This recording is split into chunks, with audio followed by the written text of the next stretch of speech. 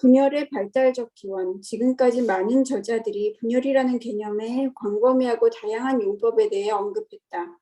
일부 저자들은 분열이 다양한 이론적 토대로부터 생겨나 지나치게 다중적인 의미를 함축하고 있다는 점에서 이 용어를 포기하자는 의견을 제시하기도 했다. 그러나 분열의 핵심 개념이 정신 내적 경험에 모순되는 측면을 분리된 상태로 유지하는 것과 관련돼 있다는 점에는 대체로 전반적인 합의가 이루어져 있다. 또한 대부분의 저자들은 분열이 아기가 정신 내적 경험을 조직화하는 정상적인 발달 방식이자 궁극적으로 이 발달 방식에서 발생하는 방어 기제라는 점에 동의하고 있다. 프로이드는 분열보다는 억압의 방어 기제를 선호했던 것처럼 보이지만 그가 남긴 저서들의 곳곳에는 자아의 분열에 대한 언급이 등장한다. 특히 생애 후반부로 갈수록 분열에 대한 언급은 점점 더 빈번해진다. 도착증에 관한 1927년 논문에서 그는 서로 상충하는 것처럼 보이는 생각들로 이루어진 두 가지 마음 상태의 공존에 대해 설명했다. 그리고 죽음이 머지않은 시점에는 분열이 사실상 인간 정신병리의 보편적인 특성 중 하나로서 영아기에 뿌리를 두고 있으며 정신병적 혹은 도착증적 환자뿐 아니라 신경증적인 환자에게서도 지속적으로 나타난다고 확신했다. 우선 여기서 제가 좀 보충 설명을 드리면 프로이드는 억압이라는 개념, 리프레션이라는 개념을 방어 기제의 중심으로 봤어요. 그래서 억압을 중심으로 이론을 구성을 했는데 보드라인 환자나 이런 환자들을 볼 때 우리는 그 방어 기제 중에 가장 두드러진 것 중에 하나가 여기 스플리팅이라고 봐요. 분열이라는 방어 기제를 쓰는데 프로이드의 이론은 억압 중심이에요. 여러 방어 기제 중에 가장 중요한 방어 기제로 억압을 봤는데 프로이드의 정신분석에서는 정신분석의 환자층을 이론상으로는 뉴라틱한 환자, 신경증적 레벨의 환자로 봤다는 얘기예요. 그래서 프리에더퍼란 지점은 이미 통과한 사람들을 중심으로 환자층을 구성했기 때문에 그분들이 주로 쓰는 방어 기제는 대부분 리프레션이었다는 얘기예요. 그래서 프로이드의 문헌에 억압이란 이런 방어 기제가 굉장히 다양하게 사용되고 있고 가장 많이 언급되고 있는 것은 맞는데 여기서 스플리팅이라는 것도 프로이드의 문헌 곳곳에 등장한다는 것만 가지고 프로이드가 나중에는 분열이 아니고 스플리팅으로 다 설명하려고 했다. 이렇게 혹시 오해해서는 안 돼요. 이 스플리팅 분열이라는 방어 기제는 누구나가 쓰긴 하지만 아이들이나 특히 패러노이드 스키조이드 포지션에 있는 보드라인 레벨의 환자들이나 사이카틱한 환자들은 주된 방어 기제가 여기서 얘기하는 스플리팅이에요. 분열이에요. 억압은 보통 프로이드가 얘기하는 에디퍼스 컴플렉스를 지나면서 그 지점을 통과하면서 우리가 보통 얘기하는 초자아가 생겨나고 그리고 억압하는 능력도 생겨난다. 이렇게 이론들이 연결이 돼요. 그래서 프리에더퍼란 지점에서는 억압할 능력이 없다는 걸 인정해야 돼요. 그래서 누구나가 억압할 능력이 있는 게 아니에요. 그래서 아이들은 억압할 능력이 없어요. 그래서 아이들은 불안하거나 이러면 스플리팅을 할 수밖에 없다는 얘기예요. 억압이라는 기제, 억압이라는 방어 수단은 상당히 발달한 아이들에게서부터 볼 수 있게 된다는 얘기예요. 그래서 보드라인 레벨에 있는 분들은 분리개발화가 충분하게 되지 않은 상태, 그래서 뉴라틱한 상태, 신경증적 레벨까지 가지 않았다는 얘기예요. 대상과 분리가 충분하게 일어나지 않은 상태에 있는 분들은 방어 수단이 대부분 스플리팅, 분열을 사용한다는 얘기예요. 억압이 잘 안 일어난다는 얘기예요. 그러니까 억압이 일어나는 경우하고 분열이 일어나는 경우를 제가 좀 설명을 해본다면 우리는 누구나 사랑과 미움을 느껴요. 아무리 내가 사랑하는 사람 속에도 내가 미워하는 측면이 있어요. 근데 보통은 우리가 내가 사랑하는 측면은 의식으로 떠올리고 미워하는 측면은 억압하고 지낸단 말이에요. 그래서 깜짝까지 속아요. 평생. 그러니까 부부간에도 4, 50년 살고 어느 날 갑자기 그 배우자 중에 한 분이 폭발했어요. 당신이 인간이야 하고 이제 싸움이 시작됐어요. 근데 그 배우자가 아니 당신이 평생 그걸 어떻게 숨기고 살았어? 이런 얘기가 나왔대요. 당신은 나의 발 뒤꿈치까지 이쁘다고 평생 살았는데 갑자기 나를 인간답지 않게 얘기했죠. 지금 이 얘기를 하는 거 보니까 당신은 평생 나한테 그 섭섭한 부분이 있었는데 그 얘기를 안 하고 지냈다는 얘기예요. 근데 어디 사람이 섭섭하지 않은 게 어디 있겠어요. 근데 섭섭한 마음이 있어도 이거 다 억압하는 능력이 있어서 4, 50년 잘 지내왔는데 어느 날 자극이 심해서 억압했던 거 갑자기 튀쳐나와가지고 그냥 보드라인 환자처럼 난동을 한번 부린 이런 사태가 생겨났단 말이에요. 이럴 때 억압을 할 능력이 있는 분은 감쪽같이 자기 의식에서도 지워버려요. 미워하는 마음이 없어졌어요. 그러니까 실제로 사랑하는 마음을 가지고 살았다는 얘기예요. 그런데 나중에 당신은 인간도 아니야. 어떻게 그걸 숨기고 살았으라고 하는데 이 숨겼다고 하는 것이 의식적으로 숨긴 게 아니고 이게 무의식에 의해서 잘 억압돼 있었다는 것을 이 배우자가 알아야 돼요. 그럼 이 사람이 진짜 부처님이라는 걸 이해해야 되는데 진짜 부처님 보고 망난이라고 야단치는 경우가 생기죠. 30년, 40년을 억압할 능력이 있었다고 한다면 이 사람은 부처님 못지않은 사람이라는 얘기예요. 그런데 이제 이 역동을 이해하지 못하고 당신은 평생 나한테 그렇게 고가운 마음을 가지고 살면서 얘기를 하는 당신이 이중인격자야. 나 황혼 이혼하겠어. 이렇게 나온다고 한다면 지금까지 40년간 부처님과 잘 살았는데 마지막에 망나니 하고 사는 꼴이 되어버리는 거죠. 그래서 리프레션을 할 수 있다는 건 이렇게 의식에 들어오지 않을 만큼 완벽하게 정리가 된 거예요. 근데 보드라인 레벨에 있는 분들은 어때요? 정말 당신을 사랑해. 근데 사랑이 너무 순수해요. 온통 좋아. 당신 같은 세상에 당신같이 예쁜 사람이 없어. 당신처럼 착한 사람이 없어. 그런데 어제까지는 그랬어요. 근데 그 이튿날 아침에 갑자기 말 한마디가 고깝게 들리는 순간 지금까지 그 사랑스럽던 모습이 완전히 다 사라지고 이렇게 이렇게 지금까지 나를 속이고 평생 나를 구박하는 이런 대상으로 바뀌어버려요. 그 어제까지 그 사랑스럽던 대상이 아니라 아주 미움의 대상으로 바로 인식체계가 달라지는 거죠. 그러면서 이 대상에 대한 절절한 미움이 그냥 폭발하니까 지금까지 정말 이상적으로 생각하고 잘 대했던 사람이 한순간에 변하면서 완전히 적대적인 행동을 그러다가 또 2, 3일 지나면 또다시 그 이상적인 대상하고 만나는 이런 관계가 일어나는 거죠. 그러니까 대상을 좋은 대상과 나쁜 대상으로 이게 나눠놓고 있어서 이게 억압이 안 되더라고요. 억압이 되면은 이게 안 나와요. 의식으로 안 나오는데 이 분열이라고 하는 건 무의식으로 처리가 안 되는 사람들이에요. 그러니까 초자가 약하다는 얘기예요. 억압할 능력이 없으니까 순간순간으로 쪼개놓는 거죠. 쪼개서 나는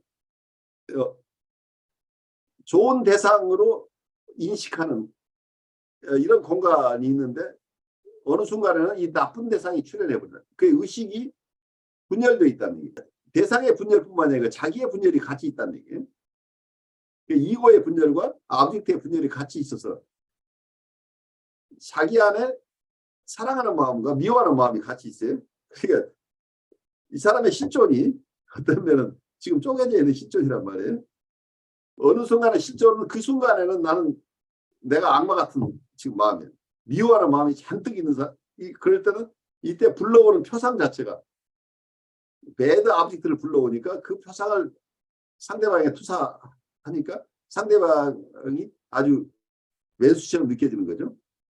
그러니까 내가 미워하는 마음과 상대방의 미운 마음, 상대방의 미운 모습이 같이 어우러지면서 두 사람 간에는 정말 적대적인 관계가 형성이 되는 거죠. 근데 이것도 이 사람의 모습이란 말이에요. 쪼개진 모습이 있죠. 근데 그 다음 순간은 정말 사랑하는 마음을 가진 사람으로 등장이 돼요. 어떤 사람 이게 양심적이라고 그래요? 내 있는 모습을 나는 숨기지 않고 잘 보여주잖아. 나만큼 양심적인 사람이 어디 있어? 내가 미워할 때는 너 확실하게 미워하고 좋아할 때는 확실하게 좋아한다고 그러잖아. 난 누구처럼 표리부동하게 인격자인 척하고 그렇게 사는 사람이 아니고 나는 정말 나 있는 모습 그대로 사는 거야라고 자기가 마치 인격자인 것처럼 이 얘기하는 사람도 있어요.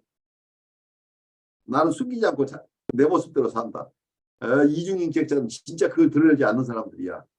라고 하면서 자기의 포악한 모습을 이상화하기도 한단 말이에요. 이 경우에. 그래서 이분은 분열을 방어 기제로 사용하고 있다는 거예요. 대부분의 경우에.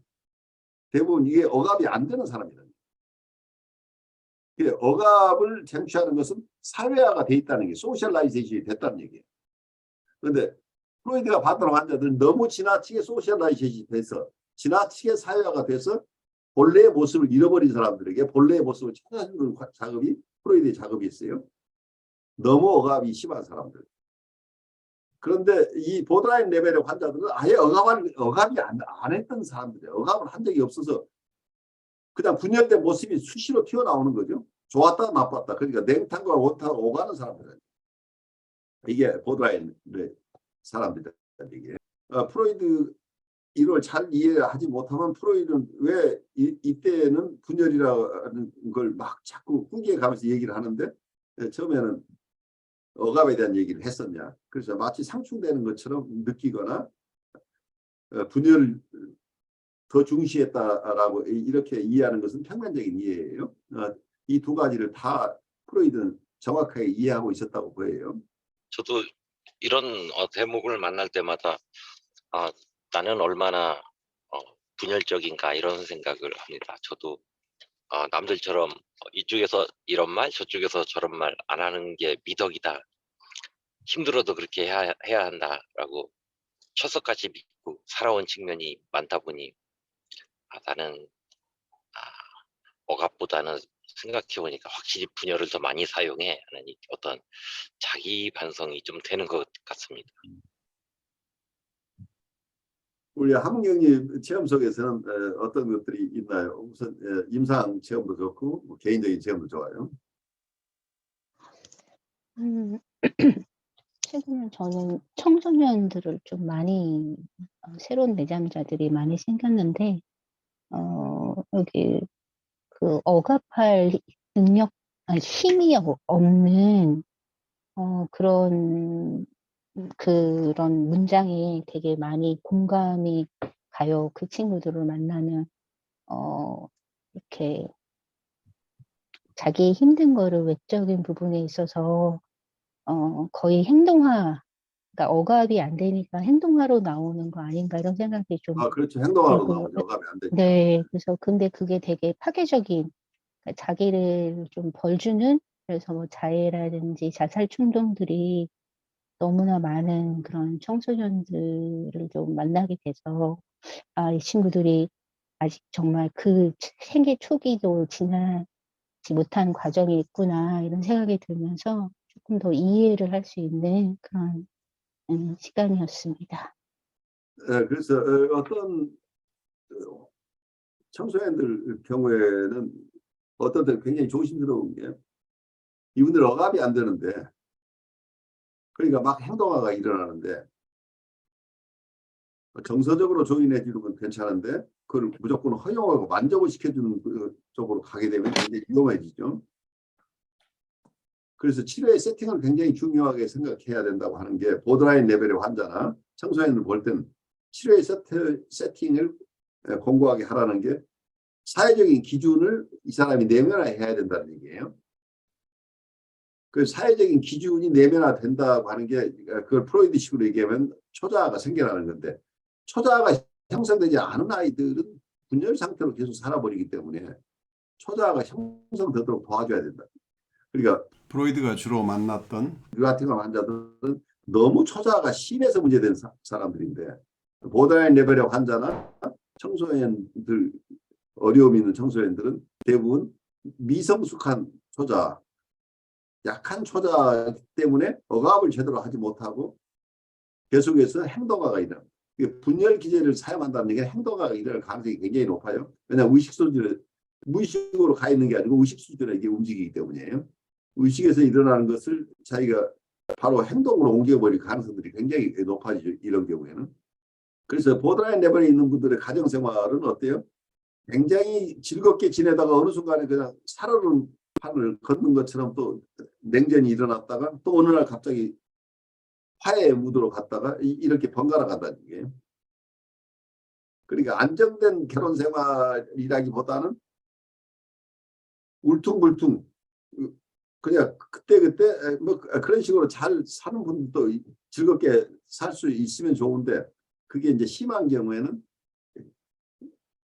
스테디아 관계를 유지하기 어려워질 수도 있죠. 지나치게 이게 분열 기제가 많이 사용되는 경우에는 서로 못 참아내는 경우가 발생할 수 있겠죠. 그렇게 되면. 진짜 그 성숙한 방어 기자가 억압이라고 그랬잖아요. 예, 예. 그래서 통합할 수 있는 능력. 그러지 않으면 항상 그 분리되는 그런 부분들이 좀 많은 것 같아요. 그래서 제가 한번 교수님한테 그 좀 편집증이나 그런 부분에 좀 좋은 책 있으면은 제가 하나 이렇게 예스24에서 검색해서 하나 넣어놓긴 했는데 좀 공신력 있는 교재로 한번 추천받고 싶어요. 예. 편집증. 그게 우리가 딱 봐서 누구를 어떻게 해줄 수 있는 것들이 아니고 어쩌면 지금 우리가 공부하고 있는 게 바로 편집증에 대한 얘기들이에요. 그러니까 보드라인 레벨에 있는 사람들 거의 다 편집증이 있다고 보셔야 돼요. 그러니까 따로 어디 좋은 거 찾으시지 마시고 우리가 공부하는 내용 그냥 따라가시면 그건 제일 그러니까 대상광의 이론 자체가 편집증을 돌볼 수 있는 가장 중요한 이론들이에요. 그래서 컨버그가 보드라인 레벨의 이론을 가장 정치하게 만든 분인데 그분 이론은 사실은 이고 사이콜로지를 끌고 왔지만 그 내면은 모두가 대상광의 이론을 끌고 들어갔어요. 그 이고 사이콜로지와 대상광의 이론을 합쳐서 보드라인 환자를 보는 이론을 만들어낸 게 컨버그인데 그러니까 이 보드라인 레벨의 이론가 중에 가장 뛰어난 사람이 컨버그라고 하는데 컨버그의 이론에 가장 밑바닥에 대상관계 이론이 있다는 걸 이해하시면 도움이 될 거예요. 그래서 어떤 처방이 아니라 이분들을 깊이 이해하는 게 우선 중심이에요. 이 역동을 잘 이해를 하면 거기 해법이 나와요. 그러니까 결국은 이제 이런 것들을 잘 이해하는 것이 이분들은 정서적인 어려움들 때문에 이런 억압이나 이런 기제를 쓰는 것보다도 정서적으로 반응해버리니까 현대적인 신분석 이론은 대부분 이런 분들을 돕는 이론이에요. 혹시 현대적인 분석 이론에 대한 해설서는 우리 ICC에서는 옛날에 공부한 교재인데 아마 가지고 계실 거예요. 현대적인 분석의 이론 번역서가 하나 있죠.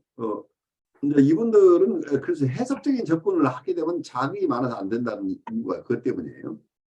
이분들은 감정적으로 격하게 반응하니까 자극이 심하면 안 된다. 그러니까 좋은 대상과 나쁜 대상이 수시로 변할 수 있기 때문에 내가 조금이라도 불편한 얘기를 하면 바로 나쁜 대상 이미지가 우리에게 투사가 돼버리니까. 그러면서 이분이 해석적인 접근을 하게 되면 치료 파괴적인 어떤 저항이 일어나 버리니까 치료 관계가 파괴되지 않으면서 이분들을 돌보는 과정에서는 이 이모셔널 커뮤니케이션을 해야 된다. 정서적으로만 서로 교류가 일어날 수 있다는 얘기예요. 그래서 이 분열 기제를 주로 쓰는 분들은 심리적으로 이렇게 불안한 분들이니까 이분들의 불안이 심화되지 않도록 그리고 이분들의 어떤 분열된 어떤 심리 내적 구조를 감안을 해서 그러한 대상, 이분의 실존의 모습을 우리가 존중해야 된다는 얘기예요. 사람이 그러면 이럴 때는 이렇게 해야 돼라고 하는 게 우리의 해석이에요. 이럴 때는 이렇게 하는 거야. 이렇게 설명해 주거나 선생님은 그렇게 느끼지만 부모님은 그렇게 느끼지 않을 수도 있죠 라고 한다면 네가 느끼는 게 그게 좀 이상한 거야 라고 얘기를 하고 있는 거죠. 이런 해석이 안 된다는 얘기예요. 이런 질문이나 해석 자체가 이분들에게는 굉장히 심한 자극이 되기 때문에 그래서 그런 분들에게 최적화된 우리 치료자가 돼야 이분들 돌볼 수 있는 거죠. 그러니까 뉴라틱한 레벨에 있는 분들에게 내가 기능했던 그 방식으로 이분들하고 대화를 하거나 상담을 한다고 한다면 100점 100개 하는 거예요. 안 되는 거예요. 그냥 대상이 달라서. 그래서 프로이드가 자기의 정신분석 이론을 그대로 사용하는 것은 뉴라틱한 환자에게만 사용하라고 했던 얘기가 맞는 얘기예요. 프로이드가 틀린 게 아니고. 그래서 프로이드는 보드라인 레벨 이하의 보드라인이나 사이카틱한 환자들은 내가 여러분에게 가르쳐준 정신분석 이론 가지고는 해결이 안 된다고 선언을 한 거예요. 그런데 그 사각지대에 있는 사람들을 돌보는 이론들이 대상관계 이론이나 현대 정신분석 이론이나 이런 쪽에서 발달했다는 얘기예요. 그래서 프로이드가 가르쳐준 해석만 가지고 이 사람을 돕겠다고 하는 건 프로이드의 뜻에 반하는 거예요. 프로이드가 그렇게 하지 말라고 한 거예요. 왜냐하면 내가 쓰는 방식을 엉뚱한 사람들에게 적용하면 당신은 혼난다고 이미 프로이드가 가르쳐줬다는 얘기예요. 그래서 그런 레벨의 환자는 당신들 내 치료 방식을 적용한 환자로서 받지 말라고 금을 그어놨다는 걸 여러분들 이해해야 돼요. 어쨌든 현대 정신 분석적인 접근 그 스파디츠 그 책을 공부했던 것 때문에 사실 좀 뭐랄까 사람에 대해서 이제 생각하는 게 많이 도움이 된 것 같아요. 예를 들어 가지고 그 주지주의 방어를 하는 분들 있잖아요. 예. 그런 분들이 서로 간에 그런 사람들끼리 서로 간에 도움을 주겠다고 막 이야기를 할 때 어떻게 보면은 이게 정서적인 표현들이 자연스럽지 않은데 나름 정서적인 도움을 주겠다고 말을 막 하니까 상대방은 너무 화가 나가지고 막 문을 막 치고 나가버린 일이 생기니까 자기는 합리적으로 이야기했는데 왜 저럴까 이렇게 충격을 받고 막 이런 일이 생기더라고요. 바로 합리적이라는 거가 틀렸다니. 합리적인 사고가 안 되는 사람들은 합리적인 사고 자체가 해석이에요. 그러니까 합리적인 접근 자체가 해석적인 접근이라는. 그러니까 그분들이 제일 싫어하는 거다 하는 거예요. 합리적으로 접근했다는 게. 그러니까요. 그래가지고 본인은 도대체 왜 그런지 이유를 모르겠다. 그래가지고 제가 설명한 게 그런 정서적인 이슈가 있는 사람들한테는 그 말 한마디 한마디가 특히 정서를 건드는 말 한마디 한마디가 약이고 오버도즈 된 거라 이렇게 설명하니까 그걸 알아듣더라고. 역시나 머리를 쓰시는 분이기 때문에 그 말이 무슨 말인지 알고 아직은 잘 모르지만 내가 일단은 지나치게 말을 많이 했구나라는 걸 뭐 깨달은 정도만 가지고도요. 일단은 악화시키는 걸 막았다는 생각이 좀 들었습니다. 그렇죠. 굉장히 큰 도움을 주신 거예요. 아까 그 박마희 선생님한테 제가 소개를 하려고 했던 게 스파트니스의 책을 한국에서 번역한 책이 딱 한 권이 있어요. 몇 권의 책이 영문으로 있는데 그 교재를 한번 나중에 보시죠. 우리 ICC에서는 그걸 가지고 몇 세메스터 공부를 했었어요. 또 나중에 기회 되면 현대정신분석을 한 번 더 공부를 하는 것도 좋겠어요.